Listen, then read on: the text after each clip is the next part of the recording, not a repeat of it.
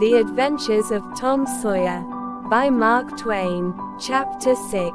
Monday morning found Tom Sawyer miserable. Monday morning always found him so, because it began another week's slow suffering in school. He generally began that day with wishing he had had no intervening holiday. It made the going into captivity and fetters again so much more odious.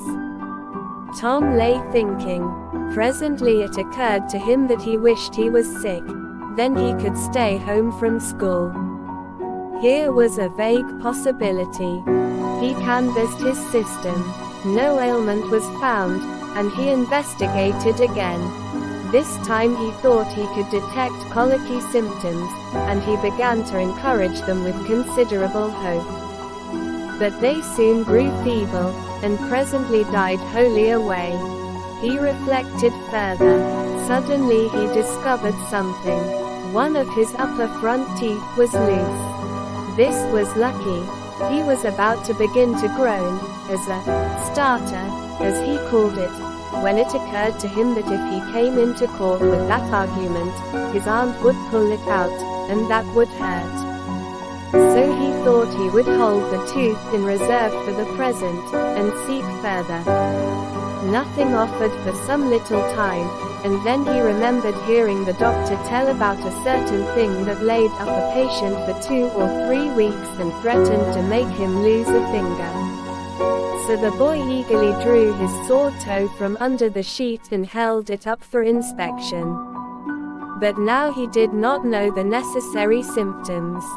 However, it seemed well worthwhile to chance it, so he fell to groaning with considerable spirit. But Sid slept on unconscious. Tom groaned louder, and fancied that he began to feel pain in the toe. No result from Sid. Tom was panting with his exertions by this time. He took a rest and then swelled himself up and fetched a succession of admirable groans. Sid snored on. Tom was aggravated. He said, "Sid, Sid," and shook him. This course worked well, and Tom began to groan again. Sid yawned, stretched, then brought himself up on his elbow with a snort, and began to stare at Tom. Tom went on groaning. Sid said, "Tom, say." Tom. No response. "Here.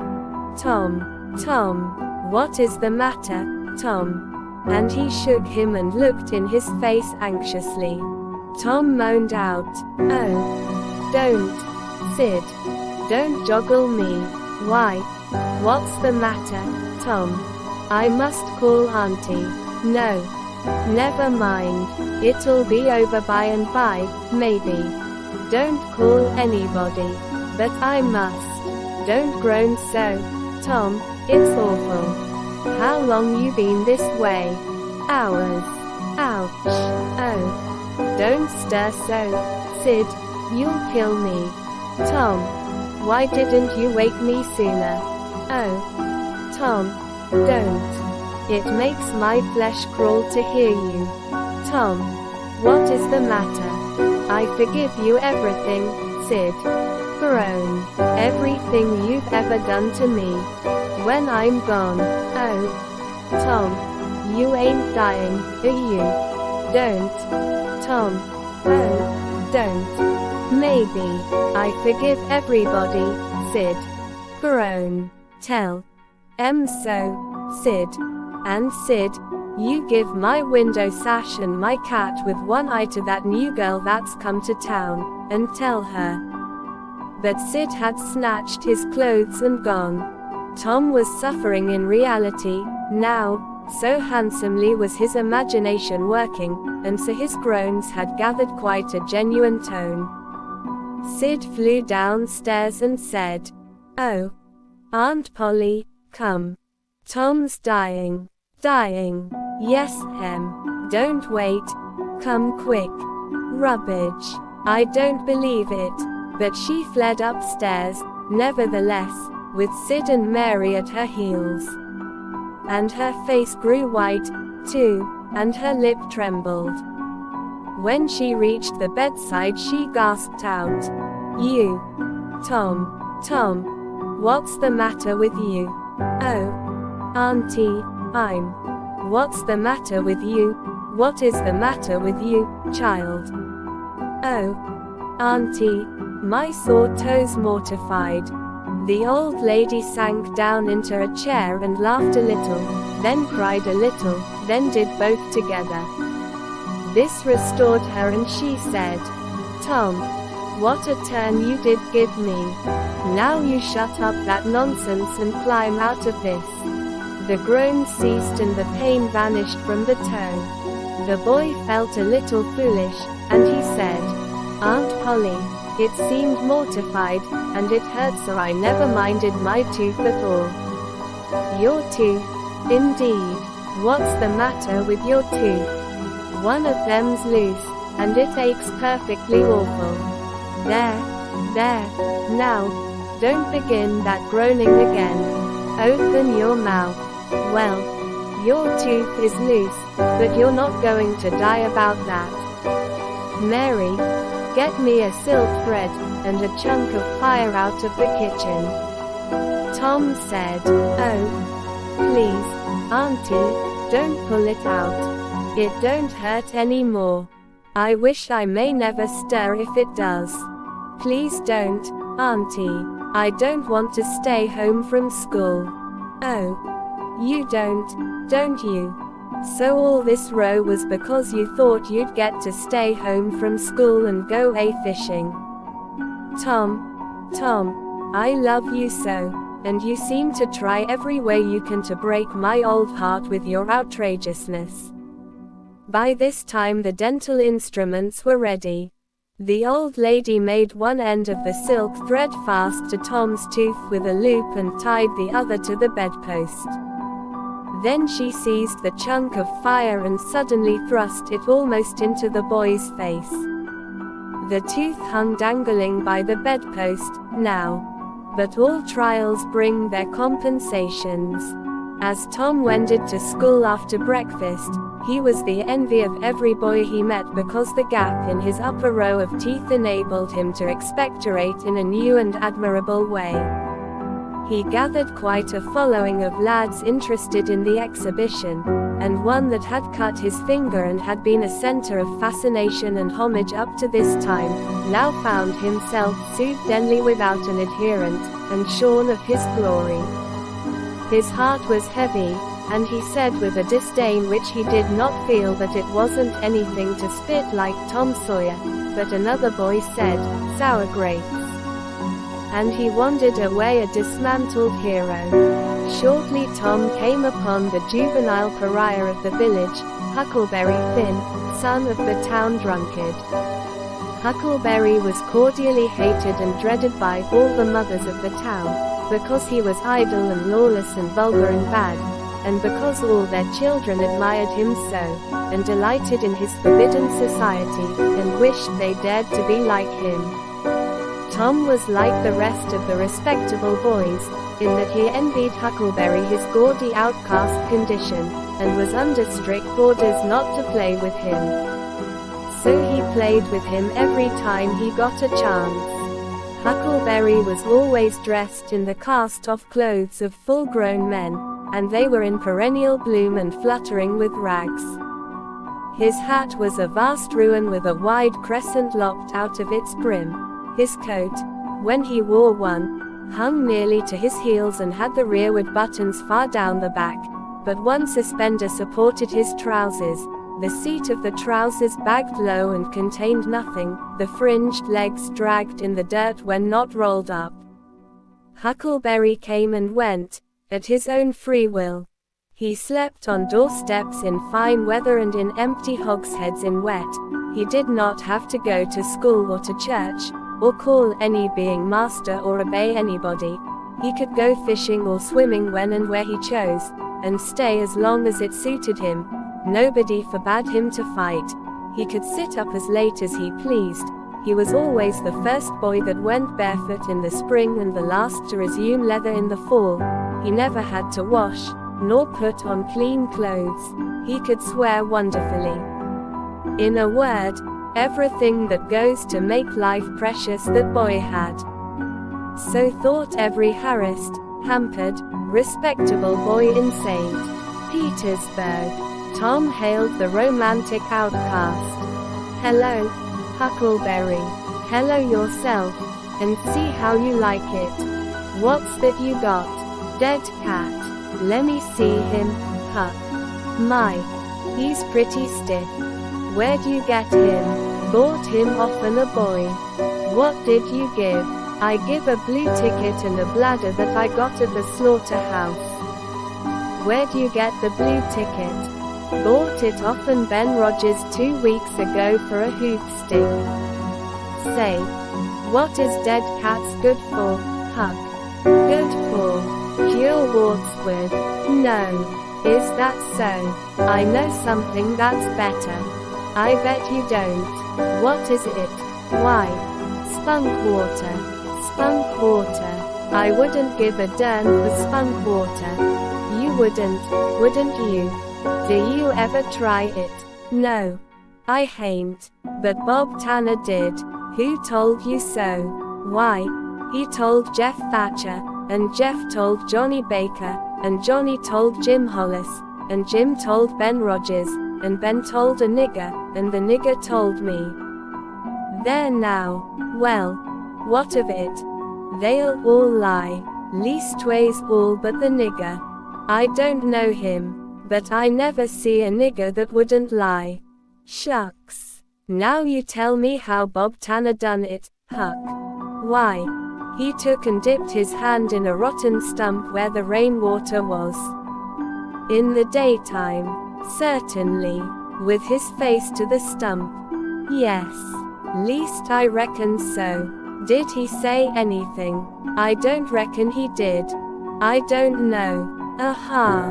Talk about trying to cure warts with spunk water such a blame fool way as that. Why, that ain't going to do any good. You got to go all by yourself, to the middle of the woods, where you know there's a spunk water stump, and just as it's midnight you back up against the stump and jam your hand in and say, 'Barley corn, Injun meal shorts, spunk water, swallow these warts.' And then walk away quick, 11 steps, with your eyes shut, and then turn around 3 times and walk home without speaking to anybody. Because if you speak the charm's busted." "Well, that sounds like a good way, but that ain't the way Bob Tanner done." "No, sir. You can bet he didn't, because he's the wartiest boy in this town, and he wouldn't have a wart on him if he'd knowed how to work spunk water. I've took off thousands of warts off of my hands that way, Huck. I play with frogs so much that I've always got considerable many warts. Sometimes I take 'em off with a bean." "Yes. Bean's good. I've done that." "Have you? What's your way?" "You take and split the bean, and cut the wart so as to get some blood, and then you put the blood on one piece of the bean and take and dig a hole and bury it, 'bout midnight at the crossroads in the dark of the moon, and then you burn up the rest of the bean. You see that piece that's got the blood on it will keep drawing and drawing, trying to fetch the other piece to it, and so that helps the blood to draw the wart, and pretty soon off she comes." "Yes, that's it, Huck, that's it. Though when you're burying it if you say, 'Down bean, off wart, come no more to bother me.' It's better. That's the way Joe Harper does, and he's been nearly to Coonville and most everywheres. But say, how do you cure 'em with dead cats?" "Why, you take your cat and go and get in the graveyard, long about midnight when somebody that was wicked has been buried, and when it's midnight a devil will come, or maybe 2 or 3, but you can't see 'em. You can only hear something like the wind, or maybe hear 'em talk, and when they're taking that fella away, you heave your cat after 'em and say, 'Devil follow corpse, cat follow devil, walks follow cat, I'm done with ye. That'll fetch any wart. Sounds right. Do you ever try it, Huck? No. But old Mother Hopkins told me. Well, I reckon it's then. Because they say she's a witch. Say. Why? Tom, I know she is. She witched Pap. Pap says so his own self. He come along one day, and he see she was a-witching him, so he took up a rock, and if she hadn't dodged, he'd a got her. Well, that very night he rolled off in a shed where he was a-layin' drunk, and broke his arm. Why? That's awful. How did he know she was a-witching him? Lord. Pap can tell, easy. Pap says when they keep looking at you right steady, they're a-witching you.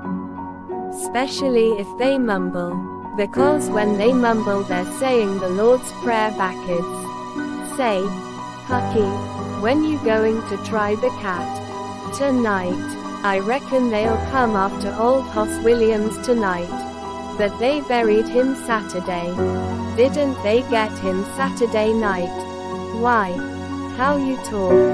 How could their charms work till midnight, and then it's Sunday? Devils don't slosh around much of a Sunday, I don't reckon. I never thought of that. That's so. Lemme go with you, of course. If you ain't afeard. Afeard? Tain't likely. Will you meow? Yes. And you meow back, if you get a chance. Last time, you kept me meowing around till old Hayes went to throwing rocks at me and says, "Darn that cat." And so I hove a brick through his window, but don't you tell. I won't. I couldn't meow that night, because Auntie was watching me, but I'll meow this time. Say. What's that? Nothing but a tick. Where'd you get him? Out in the woods. What'll you take for him? I don't know. I don't want to sell him. All right. It's a mighty small tick, anyway. Oh. Anybody can run a tick down that don't belong to them. I'm satisfied with it. It's a good enough tick for me. Show. There's ticks aplenty. I could have 1,000 of 'em if I wanted to. Well, why don't you? Because you know mighty well you can't. This is a pretty early tick, I reckon. It's the first one I've seen this year. Say, Huck, I'll give you my tooth for him. Let's see it. Tom got out a bit of paper and carefully unrolled it. Huckleberry viewed it wistfully. The temptation was very strong. At last he said, "Is it genuine?" Tom lifted his lip and showed the vacancy. "Well, all right," said Huckleberry, "it's a trade." Tom enclosed the tick in the percussion cap box that had lately been the Pinchbug's prison, and the boys separated, each feeling wealthier than before. When Tom reached the little isolated frame schoolhouse, he strode in briskly, with the manner of one who had come with all honest speed. He hung his hat on a peg and flung himself into his seat with business-like alacrity. The master, throned on high in his great splint-bottom armchair, was dozing, lulled by the drowsy hum of study. The interruption roused him. Thomas Sawyer. Tom knew that when his name was pronounced in full, it meant trouble. "Sir, come up here. Now, sir. Why are you late again, as usual?"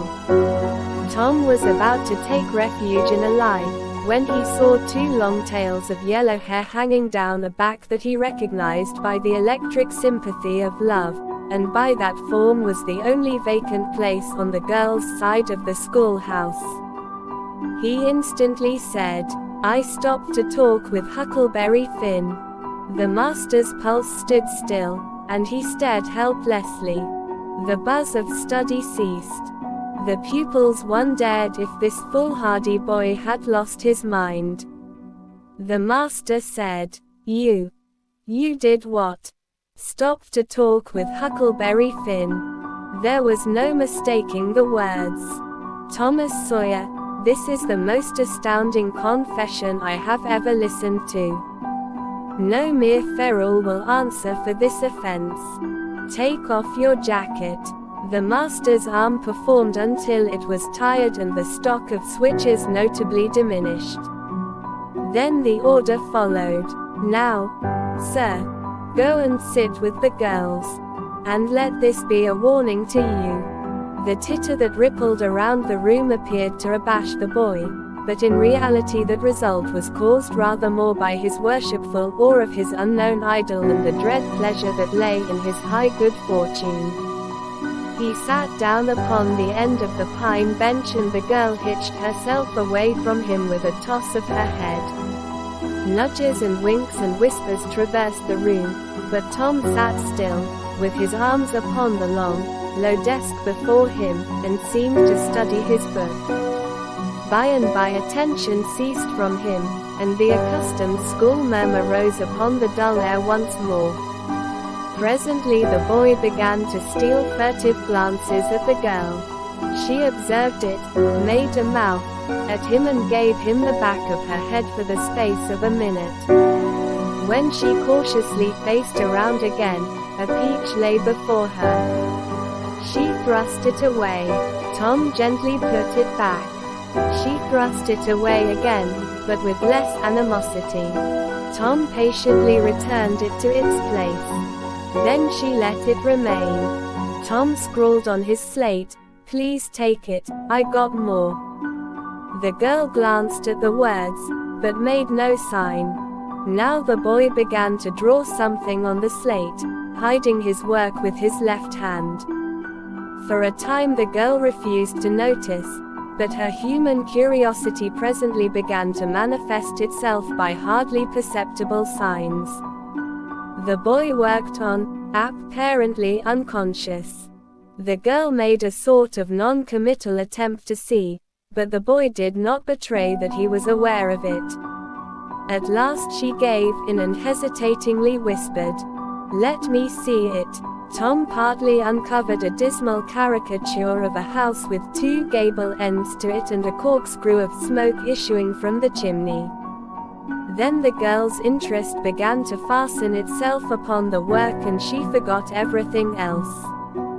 When it was finished, she gazed a moment, then whispered, "It's nice. Make a man." The artist erected a man in the front yard, that resembled a derrick. He could have stepped over the house, but the girl was not hypercritical. She was satisfied with the monster, and whispered, "It's a beautiful man, now make me coming along." Tom drew an hourglass with a full moon and straw limbs to it and armed the spreading fingers with a portentous fan. The girl said, "It's ever so nice, I wish I could draw." "It's easy," whispered Tom, "I'll learn you." "Oh, will you? When?" "At noon. Do you go home to dinner?" "I'll stay if you will." "Good. That's a whack. What's your name?" "Becky Thatcher." "What's yours?" "Oh, I know. It's Thomas Sawyer. That's the name they lick me by. I'm Tom when I'm good. You call me Tom, will you?" "Yes." Now Tom began to scrawl something on the slate, hiding the words from the girl. But she was not backward this time. She begged to see. Tom said, "Oh, it ain't anything." "Yes it is." "No it ain't. You don't want to see." "Yes I do. Indeed I do. Please let me." "You'll tell." "No I won't. Deed and double deed won't." "You won't tell anybody at all? Ever? As long as you live?" "No. I won't ever tell anybody."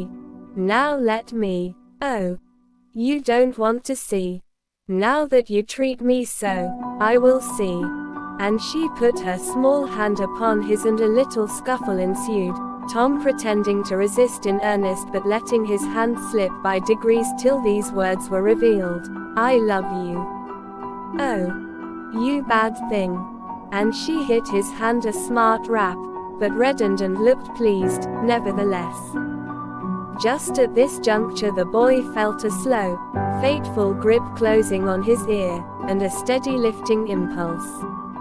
In that vice he was borne across the house and deposited in his own seat, under a peppering fire of giggles from the whole school. Then the master stood over him during a few awful moments, and finally moved away to his throne without saying a word. But although Tom's ear tingled, his heart was jubilant. As the school quieted down, Tom made an honest effort to study, but the turmoil within him was too great. In turn he took his place in the reading class and made a botch of it, then in the geography class and turned lakes into mountains, mountains into rivers, and rivers into continents, till chaos was calm again, then in the spelling class, and got turned down by a succession of mere baby words, till he brought up with the foot and yielded up the pewter medal which he had worn with ostentation for months.